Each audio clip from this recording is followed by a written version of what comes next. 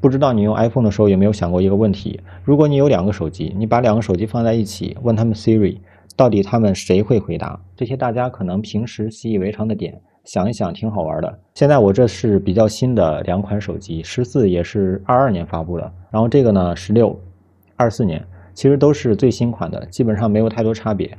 所以我们现在做一个实验。OK， 现在我把两个手机放在一起，同时对他们喊 Siri， 看他们谁会回答。这个手机是14 Pro， 这个手机是16 Pro。接下来我们一刀不剪，一镜到底 ，Siri。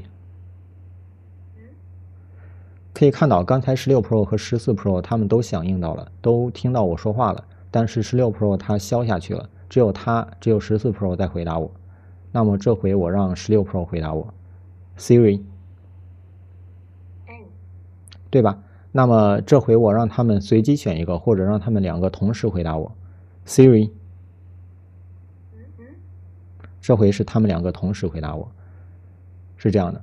那为什么呢？这是我最近注意到的一个非常有意思的点，这个也和它的注释解锁有关系。简单的来说，就是 iPhone 它开启了像解锁那样的注释感知功能。这个在设置里有，在面容 ID 与密码找到它的注释感知功能，它默认是开启的。总之，这是一个非常有意思的点，我刚刚发现。因为我也没有什么机会用同时两款有注释感知功能的手机放在一起，同时叫他们 Siri， 所以我也不太清楚同时叫他们会怎么样。但是我猜测应该是用了注释感知。我测试了一下，果不其然，这个注释感知功能的原理我简单说一下，它并不是通过普通的拍照来识别的，它是通过原生感摄像系统，也就是红外摄像头还有点阵投影器这些东西来识别你的眼睛的注视状态。大家可以把这个注视感知功能利用起来。这里的流程我们可以把它画出来。首先，这是两个手机都听到我喊他们 Siri， 然后他们启用了注视感知功能，然后判断出我在看他们谁，然后再决定谁响应，同时另一个不响应，不响应的那个也要广播过去，响应的这个在这里，是这么个流程。那么这时候又有一个问题，如果我只有一台 iPhone， 我喊它 Siri， 我不看着它，它会回答我吗？当然可以，不可能做的那么弱智。我们试一下吧。首先我要把这个手机放得远一点，不能让它俩同时听到我在喊 Siri， 否则它们就会启动注视感知功能，这样我们就没办法实验单个手机了。现在我已经把另一个手机放远了，它听不到我喊 Siri 了，只有这个手机，我不看着它，然后我喊 Siri，Siri。它响应了。刚才是只有一个手机，它听到我在喊它，然后启用注视感知功能判断我没有在看它，但是也没有别的手机向它广播不要响应，所以它就响应了。它听到了，所以它就响应了。这样有点绕口啊，你应该能听懂吧？感觉一个简单问题让我讲的有点复杂。所以说，手机的产品设计还是非常人性化的，很多东西它会考虑到我们的现实情况，然后利用它的技术做一些调整。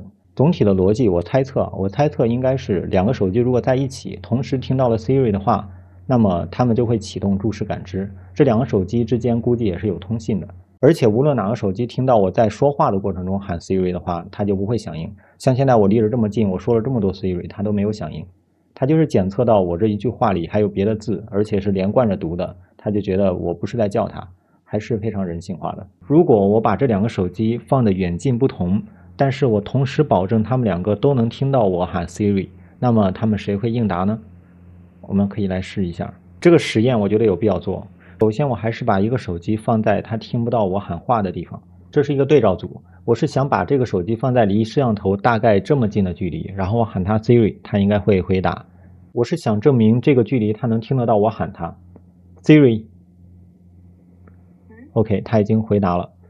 那么现在呢，这两个手机，我一个放在远处，也就是刚才这个位置，另一个放在我嘴边，我喊他们 Siri， 看哪个才能回答。Siri。现在是我在我嘴边这个回答了，可以看到刚才这个远端的 iPhone 它也响应了一下，但是随即就转换到这个手机上了，离我最近的这个手机。那么把这两个手机调换一下位置，看他们的表现。Siri。现在是在我嘴边的这个手机回答了。现在我把它们两个同时放在我嘴边，但是我不看着它们，让它们无法启用，就是无法实现注视感知的效果。Siri。Siri。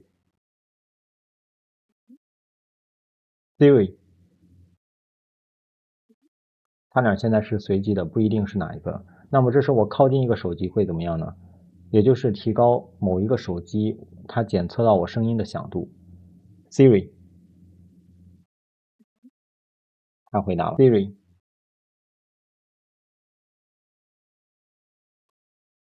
Siri，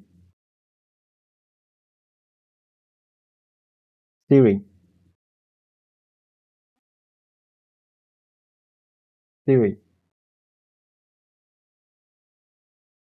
刚才我做的那一系列实验，我们画个图，两个手机，这两个手机呢都能听到我在喊它们，听得到，听得到。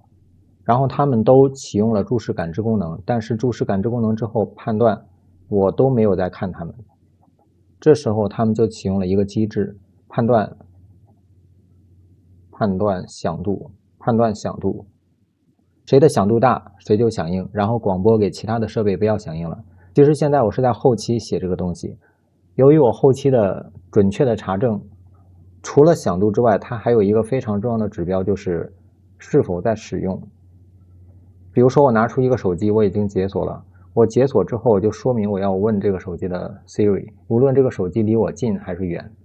有可能我把一个手机放在我嘴边，但是我没有想要用它，另一个手机在我手里，它离得我肯定是远，响度肯定是要小，但是我就是要让这个手机响应。这时候它也可以根据是否在使用来判断，这个的优先级是要高的，是要比这个响度更高的。一开始我用一个手机是做对照组，对照组其实很重要，一定要提前验证好一个对照组。我要确保在那个位置它能够听到我，它也能够响应。至于它到底响不响应，是其他的因素。然后这时候我就可以做判断了。还有现在作为后期的我再说一句，其实这个视频我全是根据猜测，根据它的这些现象来猜测的。后来我查证了一下，发现我说的基本都对，没有什么问题。除了刚才这个是否在使用这个优先级更高，我没有说出来，我没有把这个考虑进去，其他的我判断的差不多都对的。我觉得响度是最容易实现，而且最方便的，而且可以看到效果也不错，非常的灵敏。我只需要把我说话的声音稍微往这里偏一下，或者往这里偏一下，就可以实现它们两个的不同的应答。像这样的对照实验可能还有很多，大家如果有两个 iPhone 可以都一起试一试。可能还有我没想到的一些点，你也可以发散一下自己的思维，多试一试。我来理一下逻辑，如果手机检测到有 Siri 这个词语，它就会检测前后有没有语句，如果有语句的话，那就是我在说话，就像刚才一样没有反应。如果他们检测到我在叫他们，两个手机同时检测到了，那么他们就会启用注视感知功能，看我在看哪个手机，然后哪个手机会应答。如果他们启用注视感知功能发现都没有看到我在看他们，比如说像现在这个状态，他在看外面，然后他们就会根据响度来判断我离哪个手机近。总之就是尽一切手段知道我是想用哪个手机。目前知道两个判断条件，就是一个注视感知功能，还有一个响度。而且我们可以看到，刚才两个 iPhone 它是同时监测到，同时响应，然后有一个被取消了，也就是说它是先检测，然后再判断哪个需要取消。比如说这个检测到我在看它，或者它离我更近，声音响度更大，它就会向它周围的这些设备，无论是通过同一个 WiFi 连接，或者是通过 Apple ID 同一个 Apple ID 连接，它都会向它能广播的所有的设备广播一下，你们不要响应了，我来响应，然后另一个设备就取消了。这是我目前能观察到的它的设计的策略。这么很小的一个点，你知道之后可以很好的应用在你的使用过程中，而且也可以让你思考一下它的产品设计。我觉得这些也都挺有意义的。它的具体实现原理我这里就不深究了，我这里就做一个抛砖引玉。如果你对这个事情感兴趣，你可以多研究研究。这个对照实验你还可以多做几个变量，然后多做几组实验，多测验一些你想测验的要素之类的。比如说像太阳通信的这个要素，是一个蓝牙呢，还是Apple ID 呢，还是 WiFi 呢？这里提一下醒，设置里面的 Apple ID 不要随便改，因为如果你放上一些不好的 ID 的话，有可能导致你的 iPhone 不能用。像现在我正好拥有两款手机，另一款手机在等着以旧换新，所以我有这个机会去发动这些奇思妙想。